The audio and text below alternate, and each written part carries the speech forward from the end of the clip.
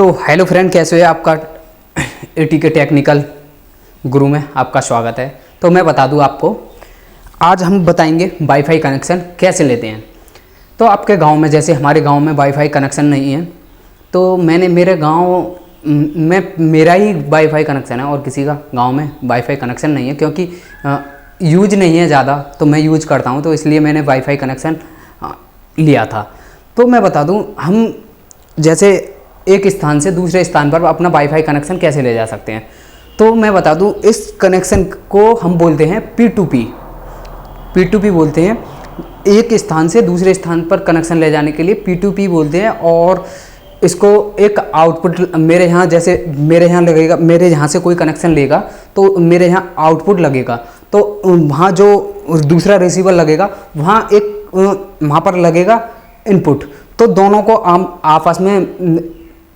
आपस में मिलाया जाएगा कि एंटीना की तरह।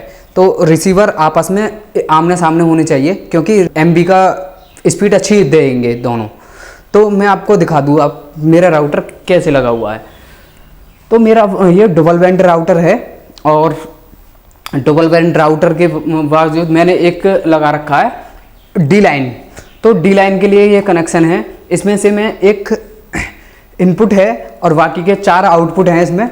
और क्योंकि मैं केवल राउटर से फ़ोन वगैरह यूज करता हूँ, और जहाँ वायरलेस की ज़रूरत होती है तो केवल मैं राउटर को वायरलेस की जगह यूज करता हूँ। और बाकी के जो डी लाइन केबल हैं, बाकी की इसी डी लाइन इसी में से पूरी केबल मैंने कंप्यूटर के लिए और लैपटॉप के लिए जो लाइन केबल हैं उनके लिए मैंने इसी से दे रखी हैं, क्योंकि स्पीड अच्छी आती है।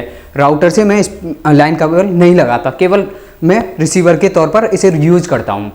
तो आपको बता दूँ, तो मेरा एक यहाँ पर अडेप्टर लगा हुआ है जो मेरे एंटीना को डीसी वोल्टेज दे रहा है, क्योंकि एंटीना को अगर डीसी वोल्टेज देगा तब जाके मेरे यहाँ नेटवर्क आएंगे।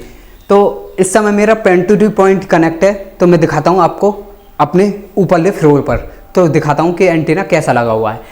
आप देख सकते हो इस समय मेरा एंटीना, कि ये एंटीना खड़ा हुआ है और इस पर एक गोल सा, इसे एंटीना बोलते हैं, तो इसे बोलते हैं माइक्रो एंटीना।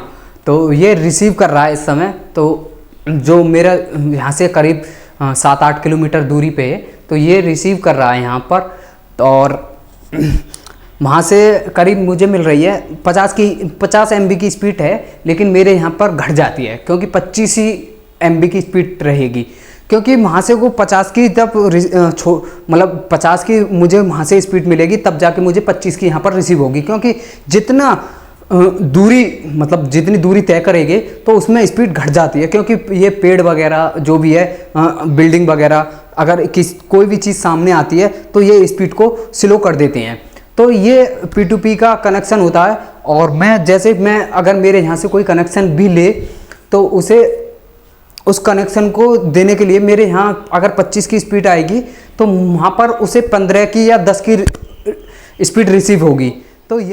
तो मैं बता दूं आपके लिए कि गांव में मैंने बता दिया कि गांव में कैसे वाईफाई लगाया जाता है और कैसे लगवा सकते हो। अगर किसी को, मेरे आसपास किसी को वाईफाई की सुविधा चाहिए, तो मैं बता सकता हूं आप कैसे ले सकते हो, अपने ऑफिस से कहीं से कैसे सुविधा ले सकते हो। तो मैं सारे प्रोसीजर आपको बता सकता हूं कि आप कैसे दूसरी जगह से, एक स्थान से दूसरे स्थान पर कैसे वाईफाई कनेक्शन पहुंचा सकते हो, करीब 25 किलोमीटर दूरी तक।